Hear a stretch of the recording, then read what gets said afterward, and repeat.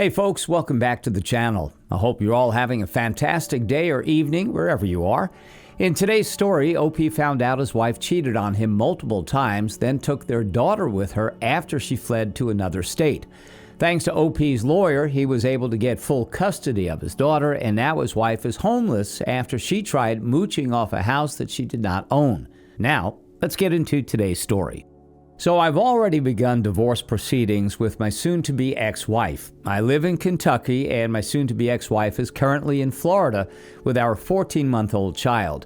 This is a very long story with so much drama, and this is also a throwaway account because my soon-to-be ex-wife knows my account.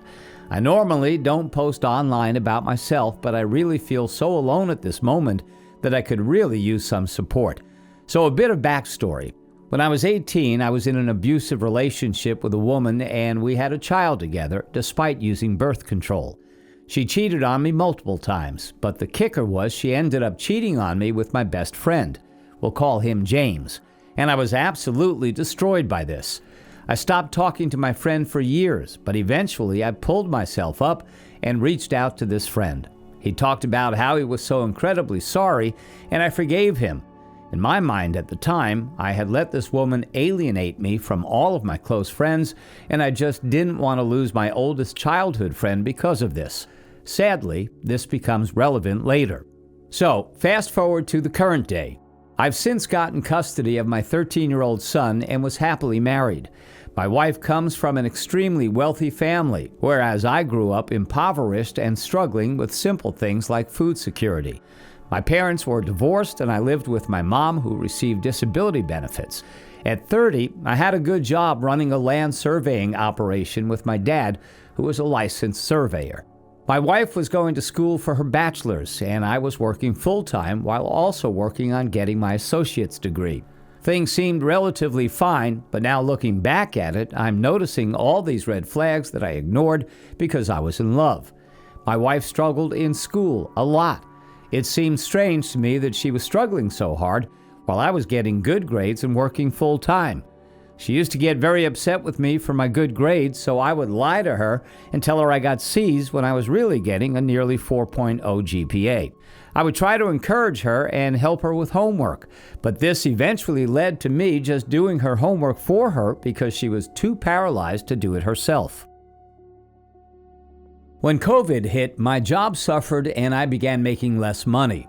We still were doing fine financially, but it was less. Even though she was on birth control, she got pregnant and we had a child together. When she was pregnant, this was when things first began taking a turn for the worst. Her dad died of COVID about 2 months before our daughter was born, and there was a lot of grief and mourning. Our daughter was born in March of 2021, and I took time off work to be as involved as possible with my daughter. I really wanted to have a strong bond with her, so I took months off, and when I did return to work, it was only part-time. My wife was suffering from postpartum, and I had read online that the best thing to do when your partner is suffering from postpartum is to help as much as possible, so I did. I would routinely do things for my wife like make her breakfast in bed, and I took great care of my daughter. My wife has always been awful at doing chores. She never liked to clean, do dishes, or cook dinner. So we would pay people to come and clean our house, but since I was making less money now, these responsibilities fell on me. But these were all things I mostly enjoyed, so I happily did them. But after a while, things started to weigh on me. I began going to therapy. I was initially diagnosed with bipolar, but that diagnosis was changed to ADHD, and I'm now receiving proper treatment. My wife began doing very concerning things. She would accuse me of having an affair with my therapist. If I went to work, she would demand that I come home to help with our baby. She would tell me things like sometimes when she got really frustrated with our baby, and she would have to fight the urge to shake her. I couldn't believe these things, and I was scared. She was becoming much angrier than usual, which she's always been one to have anger issues, but things were getting, well, bad. There were several instances where she would do something downright horrible in front of my family and son, and I would have to apologize on her behalf and try to mend relationships, but going into detail on those would make my already very long story even longer. So problems came to the surface in July of 2021. when I woke up at 4 in the morning and she was screaming at our 4-month-old and rocking her, in my opinion too hard, to go to sleep because she was crying. I sat straight up and told her to give me our baby and I would take care of her. My wife then got kind of sheepish, like she was just caught. I told her she was scaring our child and she needed to give her to me. She did, and then she went to sleep. I took care of the baby and laid her back down, but I couldn't go back to sleep. I was really struggling to come to terms with what just happened. I went to work that day, and when I came home, she wanted to confront me and defend herself, and I would just tell her that I couldn't talk to her at that moment. I just wanted to take a shower and take my dog to his vet appointment, and we could talk about it later. She followed me around, and I kept asking her to just leave me alone. I ended up going outside, and she followed, yelling at me. I told her that she had anger issues, that she didn't care about anyone but herself, and needed to act better. She stepped forward and slapped me, hard. I didn't hit her back or anything. I just kind of slumped and said, "Look what you've done now." Then I went upstairs and sat on the toilet, kind of crying but mostly in shock. She followed me up the stairs, and I remember this very clearly because she never apologized. She was just trying to explain how she got so defensive and how what I said just made her so angry because it was similar to her abusive parents. I couldn't believe she wasn't apologizing and instead was defending herself. I didn't take my shower or anything, and I just left to take our dog to the vet. While I was at the vet, she contacted some of my family to take her to a mental hospital so she could get treatment. When I got back, she was gone, was headed to the hospital, and she was just texting me telling me how sorry she was. She got diagnosed with postpartum, and it took time, but I tried my best to forgive her and be understanding. When she got back, things were somewhat normal for a bit. But after about 3 days, she asked me why I seemed withdrawn, and I just said something along the lines of, "Well, it's hard for me to cope with the fact that you hit me." She started telling me that years ago I threw a hairbrush at her, and she forgave me for it. I don't remember ever doing this, but all of a sudden this was being brought up, and I would have to apologize for it to placate her, even though I didn't remember doing it. Now I'm understanding that it never happened. Well, a few months later, her stepmother in Florida was diagnosed with lung cancer and offered to buy us a $400,000 house in Florida. Now, I live in Kentucky, so we would have to move down. It was exciting because my old friend James lived in Florida now as well, and I would be able to see him again. We bought the house, but things became troublesome with negotiating the move with my 13-year-old son's mother, and I completely understood her point of view. I began reconsidering the move, not wanting to give up my son. My wife began telling me that it's up to my son who he wants to live with, and if he wanted to live with his mom instead of us, that's his choice, and I needed to give him that option. I was resistant to this at first, but she told me her mom and then her therapist agreed with her, and so eventually I conceded and gave him the option of coming with us to Florida or staying with his mom. He said he didn't want us to move, but if we did, he would want to stay with his mother up here. Things got weird after he told me that. My wife got extremely upset and began yelling at him through the bathroom door while he was using the bathroom. He went upstairs and secluded himself to his bedroom. I felt terrible, and then my wife begins blaming it on me, saying she never told me to give him that option. She insisted that she never said anything like that, and I eventually just gave up. So, things kind of settled down for a bit, and my wife barely managed to get her bachelor's degree. She got in trouble for plagiarism, so afterward I was writing papers for her more and taking her tests. She graduated with around a 2.4 GPA. She also began taking Prozac, and she said it would help with her anger issues. And to be honest, I thought that she was improving. We began making a lot of plans since the business was slowing down here, and my father began working on getting his land surveying license in Florida. He ended up landing a pretty decent job, with his first day being May 16th. We all went down to Florida at the end of March, and my father, son, and I came back up to let my son finish out the school year, while my wife stayed in Florida with our 1-year-old daughter, so she could visit her elderly stepmother with cancer because she probably doesn't have too much time left. Again, things seemed relatively fine. I thought my wife was in love with me, and I was in love with her. I was willing to give up my son to let her be closer to her family. My dad and I quit our jobs up here at the beginning of May, and he began prepping himself to go down there. He was going to stay with us for a little bit until he sold his houses up here so he could buy the empty lot next to our Florida home and build himself a house. My dad got down to Florida on Friday, May 6th, and on Saturday, May 7th, my wife calls to tell me that she doesn't love me anymore and that she hasn't loved me for a long time. I'm devastated at this point. I cry a good bit, but I got the impression that my wife was enjoying it, and it was slightly off-putting. She and I had been together about 6 years, married for 3 of those years, and it seemed hard to swallow.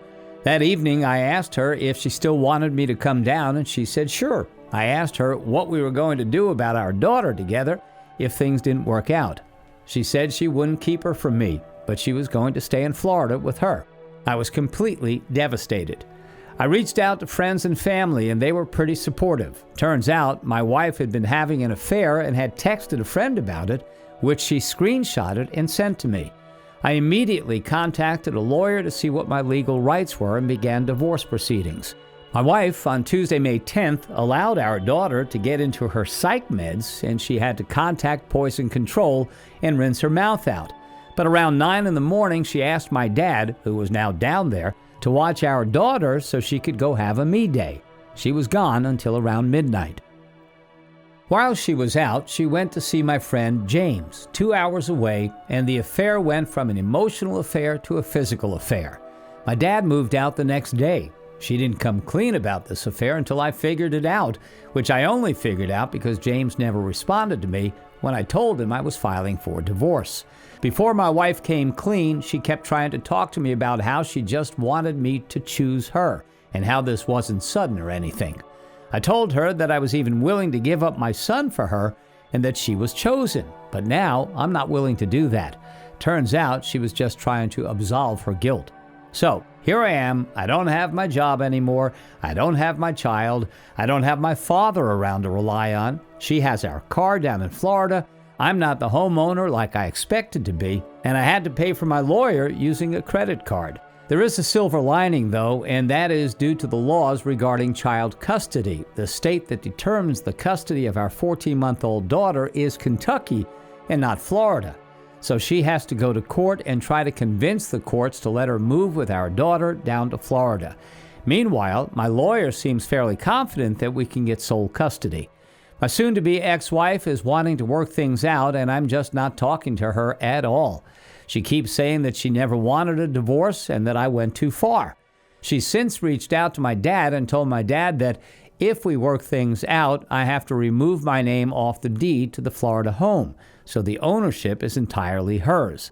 That her mother will always hate me because I'm a terrible person, but she just wishes I would come to Florida so we can work things out. She refuses to come back to Kentucky unless I drop the divorce proceedings. I have no intention of working things out. The worst thing about all this is that I can't bring myself to cry. I want to cry so badly, but when I do, I just feel guilty for letting myself fall into this situation.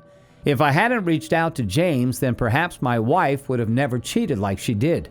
What's worse is that I know she did it to hurt me. She knew about mine and James' history and picked the one person in the entire world to have an affair with that could deliver such a devastating blow to my confidence. Update. I know a lot of people have been asking for updates, so I figured I would make a post to update everyone who cares.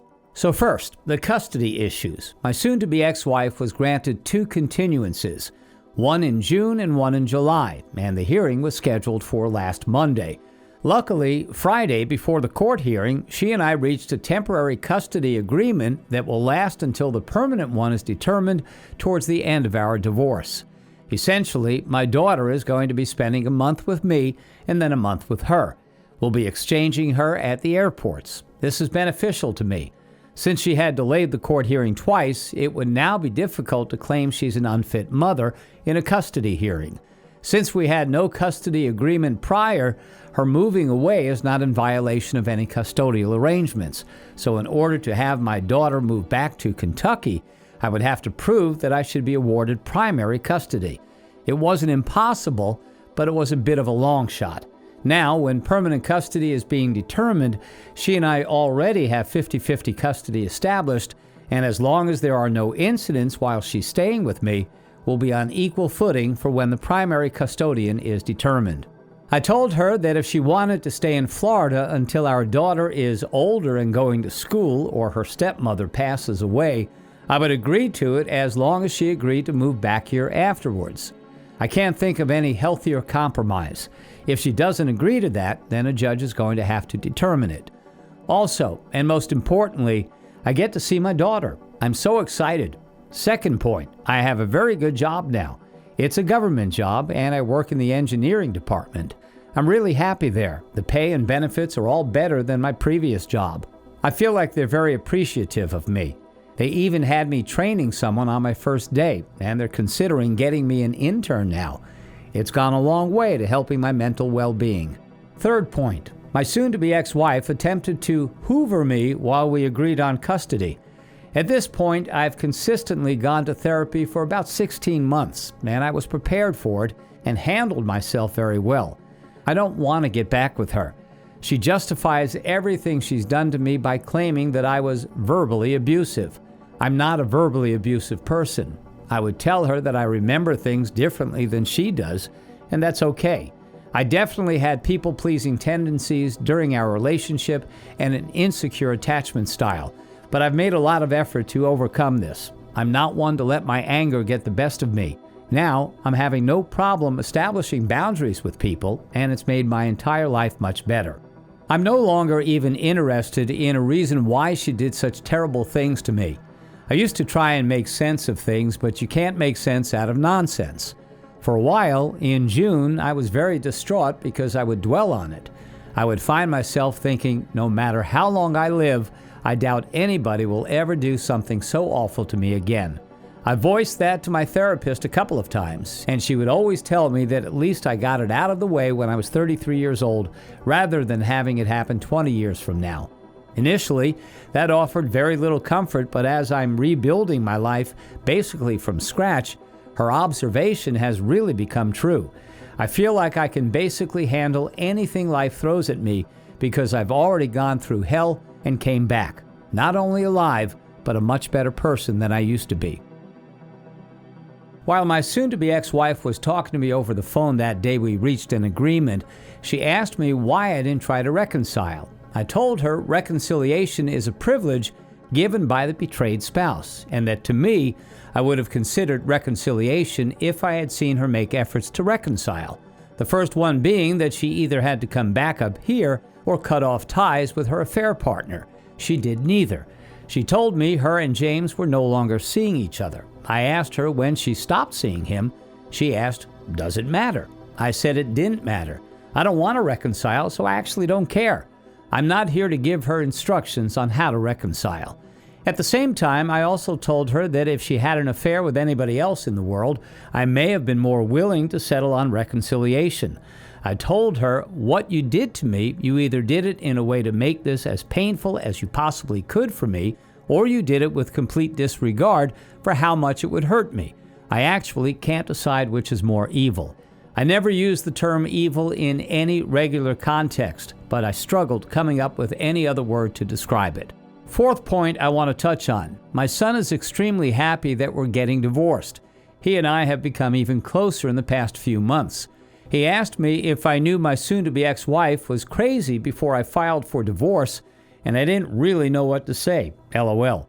I'm so happy to be a positive influence in his life. Fifth point. My lawyer is awesome but expensive.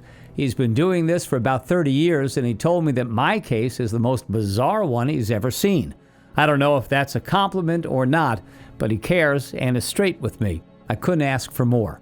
Aside from all that, I reached out to an old crush of mine that I hadn't talked to for about 15 years. She and I had feelings for each other back then, but I was with my son's mother at the time, and as horrible as she was to me, I could never bring myself to cheat on my son's mom and disrupt his life. I told her that then, and she was very respectful of that boundary, and it's something I always appreciated about her. Truth be told, she helped me feel a bit better when I was really going through some awful shit. So I reached out to her with no expectations of anything, just to kind of dip my toes, get ready to talk to people more, and eventually start trying to date again. Funny enough, she's going through a divorce too. Her ex was a narcissist as well. I asked her about her divorce and she told me, but she also never asked me about mine. She told me it was because she didn't want to pry, and if I wanted to talk about it, I was welcome to. I was extremely grateful for that because it's not something I wanted to talk about. I was dreading dating again in general because I have so much baggage, and I really would rather focus on what's important in my life. I literally had written down a checklist of the things I would look for in a partner going forward back in June, and she has been nothing but green flags. As a side note, her story has a shocking amount of similarities to mine. I've noticed I have a very hard time allowing myself to be vulnerable after all the pain I've been through. I'm working on that. This woman is extremely nice and understanding with me, and it's made me want to be vulnerable. I've talked to her a bit about stuff, but I also told her I want to take things slow, and since she's got so much on her plate as well, if either of us ever thinks things are getting too serious, we should let each other know. I told her I would be fine with it. She agreed. It made me happy. We don't even talk every day. I'm content. No matter how that relationship unfolds, I can say that she's fostered a positive impact on my life, and I've grown emotionally just from talking to her. After so much abuse and trauma, I'm slowly coming to the realization that relationships don't have to be as awful as I'm used to. You can have a strong relationship with someone for no reason other than you like the other person's company. You can build each other up and complement each other while still being your own person. Anyway, that's about all I got. If you got through all this, thanks for reading it all. OP, hearing the update you posted was music to my ears. I am so happy for how well you were able to bounce back from such a tough situation to deal with. Your ex-wife sounds like an absolute psycho. I'm really hoping you can get full custody of your daughter. A woman that crazy does not need to be supervising any child. It's also great to hear that you met another woman in your life that seems perfect for you. I think you may have found your soulmate, OP. As you mentioned, there will always be a light at the end of the tunnel, and truly, you have finally found it. Keep on striving, OP. Thanks for taking the time to listen to today's story. Don't forget to like and subscribe if you haven't already done so, and comment below on what your thoughts are on today's story. If there's a story you would like to share with me about your own situation or someone else's, then please do not hesitate to contact me. Take care, everyone.